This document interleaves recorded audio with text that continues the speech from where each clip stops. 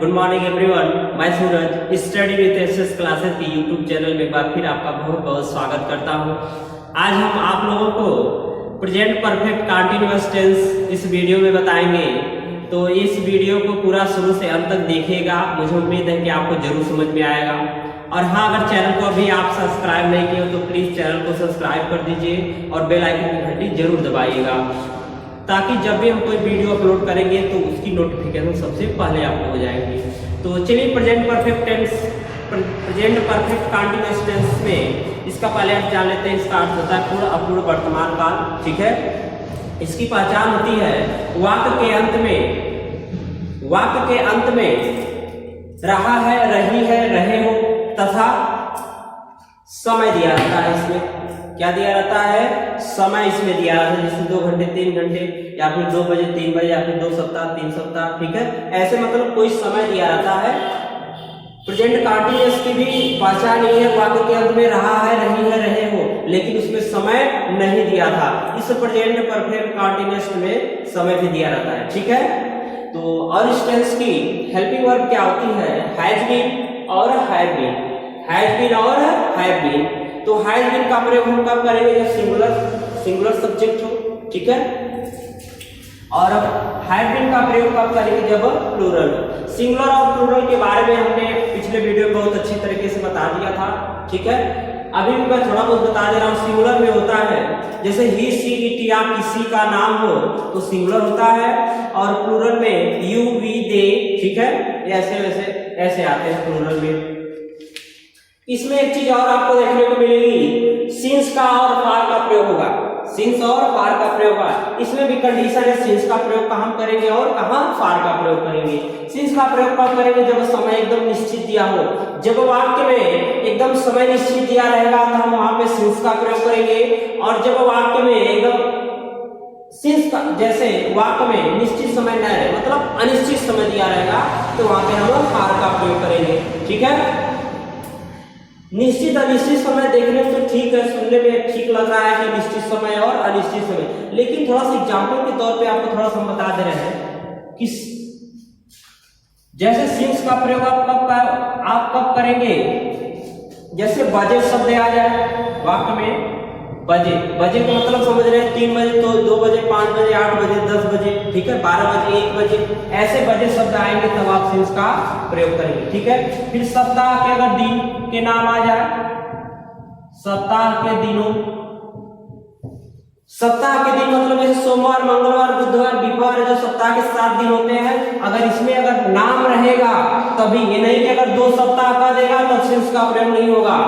2 सप्ताह 3 सप्ताह कहेगा तो सिंस का प्रयोग नहीं। अगर सप्ताह के दिनों के नाम अगर दे दिया जाए तब हम सिंस का प्रयोग करेंगे। ठीक है, उसके बाद महीनों के नाम, महीनों के नाम अगर दे दे, महीनों के नाम मतलब समझ रहे हैं, जनवरी, फरवरी।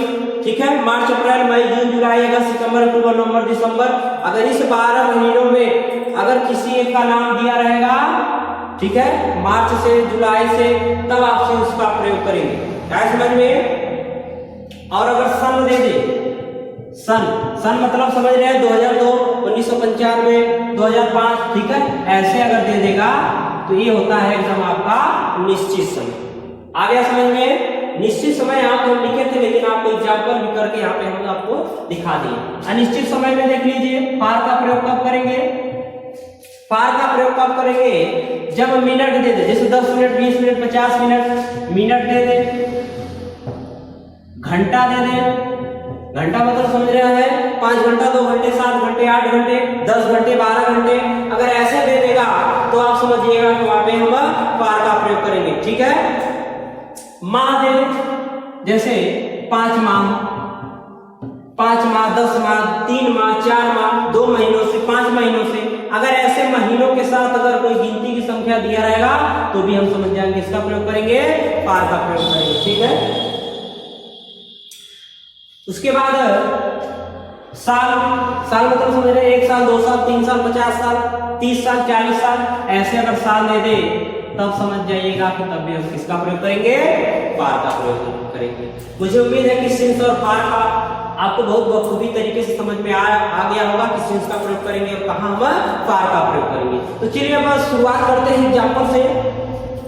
तो सबसे पहले हम स्टार्ट करेंगे affirmative and negative. Affirmative negative हम इसलिए एक ही बार बता दें, आज कोई एग्जाम्पल दो करके आपको दिखा देंगे, ठीक है। नेगेटिव में जब नहीं शब्द रहेगा तो हम नॉट का प्रयोग करेंगे, या नहीं रहेगा तो हम नॉट का प्रयोग नहीं करेंगे, ठीक है। इसलिए रूल हमने आपको एक ही बताया, ठीक है। तो चलिए एग्जांपल लिखिए, अफर्मेटिव नेगेटिव सेंटेंस मतलब साधारण एवं नकारात्मक वाक्य, ठीक है। तो रूल क्या लगाएंगे, रूल में सबसे पहले सब्जेक्ट लगाएंगे, सब्जेक्ट के बाद हेल्पिंग वर्ब, उसके बाद नॉट। इसमें एक चीज आपको थोड़ा सा ध्यान देना होगा, हमने हेल्पिंग वर्ब प्लस नॉट तो लिखा है, लेकिन आप नॉट का प्रयोग इसके बीच में करेंगे, इसके बीच में, समझ रहे हैं। हैज बीन है तो हैज नॉट बीन, इसी बात को थोड़ा सा आपको ध्यान देना है। हमने रूल में तो लिख दिया है कि हेल्पिंग वर्ब प्लस नॉट, लेकिन जब आप अगर नहीं शब्द है, नेगेटिव सेंटेंस है, तो नॉट का प्रयोग हम करेंगे इन दोनों के बीच में। है समझ में? चलिए, सब्जेक्ट में हेल्पिंग वर्ब नॉट, फिर वर्ब की फर्स्ट फॉर्म में आएंगे लोग आएंगे इसमें, ठीक है। उसके बाद ऑब्जेक्ट, फिर उसके बाद सिंस या फार, सिंस या फार में से एक को कोई लगाएंगे। उसके बाद टाइम, टाइम मतलब वही जो समय दिया रहेगा, ठीक है। सेंटेंस में जो समय दिया रहेगा उसी को हम लिखेंगे। आए समझ में? तो चलिए एग्जांपल देखिए, जैसे आपके दिमाग में कोई भी एग्जांपल होगा, जैसे सोनू इस किताब को 2 घंटे से पढ़ रहा है। चलिए देख लीजिए, सोनू इस किताब को 2 घंटों से पढ़ रहा है। सोनू इस किताब को, सॉरी क्या, सोनू इस किताब को, थोड़ा सा यहाँ पे वो रहेगा, इस किताब को 2 घंटों से पढ़ रहा है।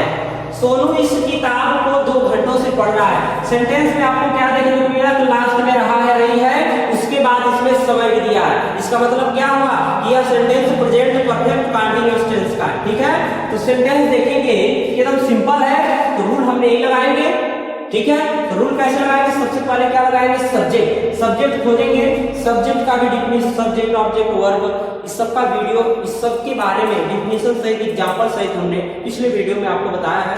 तो उस वीडियो को एक बार देख लीजिएगा, आपको जरूर समझ में आ जाएगा। चलिए इसमें हम बता दें, सब्जेक्ट उसे कहते हैं जो वाक्य में कार्य को करता है। सोनू इस किताब को 2 घंटों से पढ़ रहा है। कौन किताब पढ़ रहा है, सोनू। सोनू आपका सब्जेक्ट हुआ। तो देखेंगे कि सब्जेक्ट एक सिंगुलर है कि प्लूरल है। जब किसी ही सीट या किसी का नाम रहे तो सिंगुलर होता है, तो नाम है तो क्या है, सिंगुलर। चलिए, तो सब्जेक्ट लग गया सोनू। उसके बाद हेल्पिंग वर्ब लगाना है। हेल्पिंग वर्ब क्या लगाएंगे, सिंगुलर के लिए हैज बीन, हैज बीन। फिर इसके बाद नॉट लगाएंगे। क्या इसमें नहीं शब्द दिया है, जब नहीं शब्द नहीं रहेगा तो नॉट का प्रयोग हम नहीं करेंगे, आगे बढ़ेंगे। वर्ब की फर्स्ट फॉर्म में आएगी लगा, तो पढ़ना क्या होता है, रीडिंग, रीडिंग। ऑब्जेक्ट क्या है, ऑब्जेक्ट क्या पढ़ रहा है, इस किताब को, रीडिंग दिस बुक, हो गया। उसके बाद हम सिंस या फार का प्रयोग करेंगे। अब यही से हम देखेंगे कि हमको सिंस लगाए कि फार लगाए। अब देखिए 2 घंटों दिया है, 2 घंटा दे दिया है, तो यहाँ पे मैं बताया हूँ मिनट, घंटा, 5 माह, 4 माह, 10 माह, 20 माह, या फिर 5 साल, 4 साल, 10 साल, 20 साल, 50 साल, तो हम किसका प्रयोग करेंगे, फार का प्रयोग करेंगे। तो यहाँ पे घंटा दिया है, इसलिए हम फार का प्रयोग करते हैं, ठीक है। तो फार, उसके बाद टाइम, टाइम लिख देंगे। क्या समय दिया है, 2 घंटा दिया है, तो 2 आवर।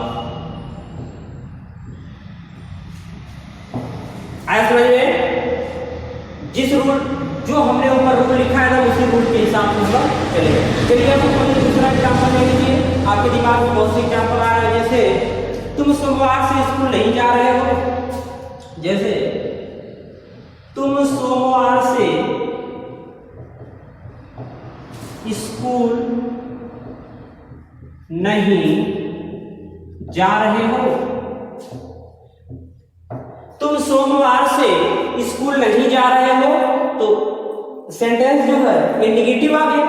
तुम सोमवार से स्कूल नहीं, इसमें नहीं शब्द आ गया, निगेटिव हुआ, कोई बात नहीं, आप इसी रूल से हमेशा चलेंगे, ठीक है। तो रूल ने क्या कहा कि सबसे पहले क्या लगाइए, सब्जेक्ट लगाइए, सब्जेक्ट खोजिए, क्या है, तुम का हो जाएगा यू। इसके बाद क्या कहा लगाने के लिए, हेल्पिंग वर्ब। हेल्पिंग वर्ब हमारे पास दो, एक हैज बीन और एक हैड बीन। तो देखेंगे सब्जेक्ट सिंगुलर है कि प्लूरल, जब प्लूरल रहेगा तो हैड बीन और सिंगुलर रहेगा तो हैज बीन।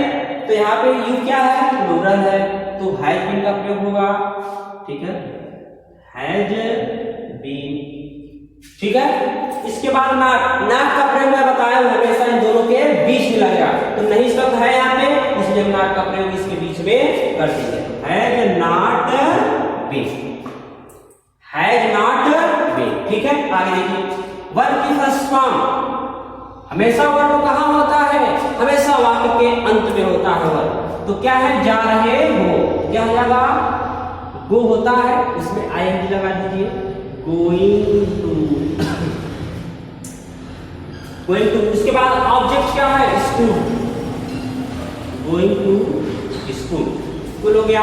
इसके बाद हम स्कूल क्या फार का प्रयोग करेंगे, तो देखेंगे क्या है, तो समय क्या है, इसमें सोमवार दिया, सप्ताह के नाम दिया है कि नहीं, जब सप्ताह सोमवार, मंगलवार, बुधवार, विवार, ठीक है। अगर सप्ताह का नाम दे दिया सेंटेंस में, तब आप समझ जाइएगा कि हमको सिंस का प्रयोग करना है, मैंने ऊपर लिख भी दिया है, ठीक है। तो सिंस हो जाएगा, सिंस के बाद टाइम लिखिए, वो समय क्या दिया सेंटेंस, सोमवार से, तो सिंस मंडे। आया समझ में? मुझे उम्मीद है कि ये दोनों सेंटेंस आपको बहुत अच्छे समझ में आया होगा। अफर्मेटिव एंड नेगेटिव का था, ठीक है। पहला सेंटेंस हमने एकदम सिंपल बताया था और दूसरा जो कि नेगेटिव था, ठीक है। तो रूल हमने दोनों के लिए एक ही अप्लाई किया था, एक ही रूल रहेगा पूरे सेंटेंस में, थोड़ा थोड़ा खाली चेंजिंग करना है, वही ध्यान से देखिएगा तभी समझ में आएगा। जैसे पहले में क्या था, नॉट का प्रयोग हम लिखे जरूर रूल में, तो नॉट का प्रयोग लिखने से नहीं होगा, लिखे हैं तो आप सेंटेंस में अगर नॉट नहीं शब्द है तो नॉट का प्रयोग करिए, अगर नहीं शब्द नहीं है तो नॉट का प्रयोग छोड़ दीजिए, आगे बढ़ जाइए, ठीक है। तो अब चलिए इंट्रोगेटिव सेंटेंस, इंट्रोगेटिव सेंटेंस देखिए, ठीक है। तो देखिए इंट्रोगेटिव सेंटेंस, इंट्रोगेटिव सेंटेंस मतलब प्रश्नवाचक वाक्य, ठीक है। प्रश्नवाचक वाक्य में आपको दो कंडीशन जैसे मिलेंगे, जैसे प्रश्नवाचक शब्द आखिर होता क्या है, जैसे क्या, क्यों, कब, कहां, कैसे, कौन, ये सब होते हैं प्रश्नवाचक शब्द, ठीक है। तो अगर इसमें पहला कंडीशन, दो टाइप्स हम बता रहे हैं। पहला टाइप ये है कि जब क्या से शुरू, वाक्य जब क्या से शुरू रहेगा तो उसके लिए रूल क्या लगेगा, और जब वो प्रश्नवाचक शब्द बीच में रहेगा तो उसके लिए रूल क्या लगेगा, ठीक है। तो जब क्या से शुरू रहेगा तो रूल हमने जो अभी बताया सेम वही रूल रहेगा, ठीक है। चेंज क्या करना है कि हेल्पिंग वर्ब पहले आएगा और सब्जेक्ट बाद में चला जाएगा। आया समझ में, हेल्पिंग वर्ब पहले और सब्जेक्ट बाद में। चलिए हम लिख दे रहे हैं हेल्पिंग वर्ब, फिर उसके बाद सब्जेक्ट। लेकिन इसमें बस ये ध्यान देना है, जैसे एग्जांपल देख लीजिए तब समझ में आएगा। एग्जांपल है, जैसे क्या वह 2 घंटे से फुटबॉल खेल रहा है, क्या वह 2 घंटों से फुटबॉल नहीं खेल रहा है, नहीं खेल रहा है। अब प्रश्नवाचक आ गया, चलिए यहाँ पे थोड़ा सा और बढ़ा लीजिए, 2 घंटा चूंकि अगले सेंटेंस में था ही, इसको कम से कम 4 घंटा बढ़ा लीजिए। क्या वह 4 घंटों से फुटबॉल नहीं खेल रहा है, ठीक है। प्रश्नवाचक शब्द पहले आगे मतलब क्या से शुरू रहेगा, तो उसके लिए रूल हमने अभी बताया कि सबसे पहले क्या लगाना है, हेल्पिंग वर्ब। हेल्पिंग वर्ब आपका क्या है, हैज बीन और हैड बीन, ठीक है। उसके बाद सब्जेक्ट, लेकिन इसमें बस वही चीज ध्यान देना है, हमेशा इंट्रोगेटिव सेंटेंस में सब्जेक्ट, इंट्रोगेटिव सेंटेंस में सब्जेक्ट और नॉट जो रहेंगे हेल्पिंग वर्ब के बीच में लगेंगे, मतलब हैज बीन के बीच में या फिर हैड बीन के बीच में लगेंगे। तो चलिए हेल्पिंग वर्ब क्या है, हैव, सबसे पहले हेल्पिंग वर्ब लगाना है तो हमेशा हेल्पिंग वर्ब लगाते हैं कब? सब्जेक्ट को देखकर कि सिंगुलर है कि प्लूरल है। तो इसमें सब्जेक्ट खोजिए। क्या वह 4 घंटों से फुटबॉल नहीं खेल रहा है? कौन नहीं खेल रहा है? वह। यही आपका सब्जेक्ट हो गया। तो यह है सिंगुलर। सिंगुलर के लिए किसका प्रयोग? हैज है। तो जाएगा हैज बीन के बीच में भी मैं बताया हूं कि सब्जेक्ट लगेगा और नॉट रहेगा तो नॉट भी उसके बीच में लगेगा। तो हैज ही नॉट बीन, बस यही पे आपको थोड़ा सा ध्यान देने की जरूरत है। ठीक है, हेल्पिंग वर्ब सब्जेक्ट नॉट हो गया इधर। इसके बाद वर्ब की फर्स्ट फॉर्म वर्ब कहां होता है? हमेशा वाक्य के अंत में होता है। तो खेलना में क्या हो जाएगा? प्लेइंग। प्लेइंग द फुटबॉल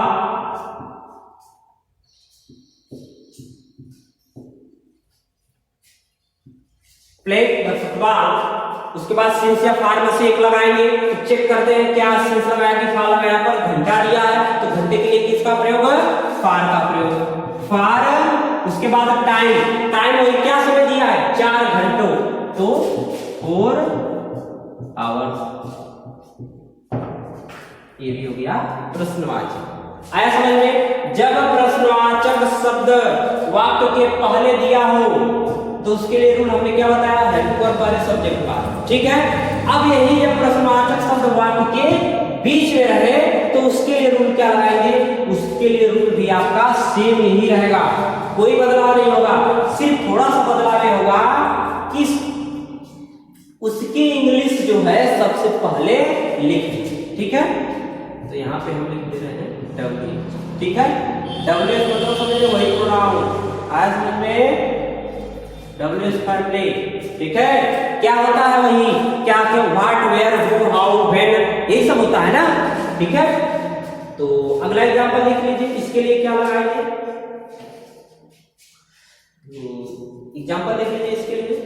जैसे तुम 2 दिनों से यहाँ क्या कर रहे हो? तुम 2 दिनों से यहाँ क्या कर रहे हो? तुम 2 दिनों से यहाँ क्या कर रहे हो? तुम 2 दिनों से यहाँ क्या कर रहे हो?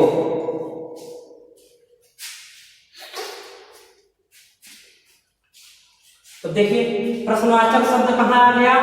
वाक्य के बीच में आ गया। तो सबसे पहले वही डब्ल्यू चाहिए प्रोनाउन। यही फैमिली है, डब्ल्यू एस फैमिली या डब्ल्यू एस प्रोनाउन। तो इसकी इंग्लिश सबसे पहले लिखिए। तो क्या हो जाएगा? व्हाट।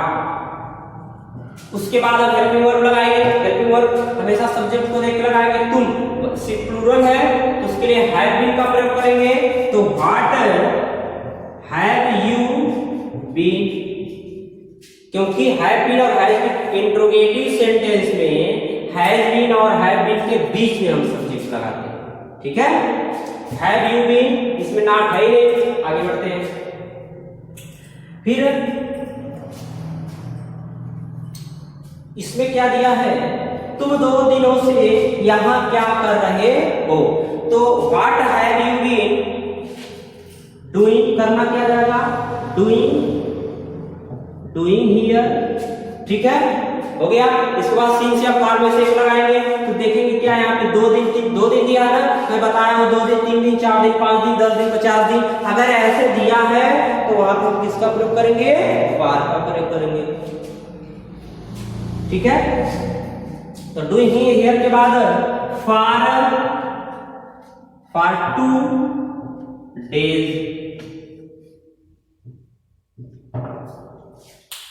आया समझ में? तो आ गया समझ में?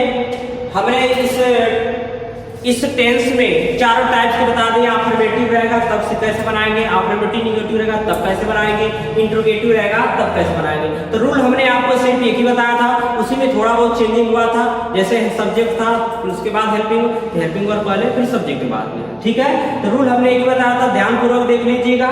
सिर्फ थोड़ा सा ही चेंजिंग हुआ था। ठीक है, तो और इसमें हमने बहुत अच्छे बखूबी तरीके से सिंस और फार का प्रयोग आपको अच्छे से बताया। मुझे उम्मीद है कि आपको जरूर समझ में आएगा। और हाँ, अगर वीडियो पसंद आए तो लाइक जरूर कर दीजिएगा, अपने दोस्तों को शेयर कर दीजिएगा ताकि लाभ उनको भी मिल सके। ये पूरा वीडियो देखने के लिए धन्यवाद। All the best.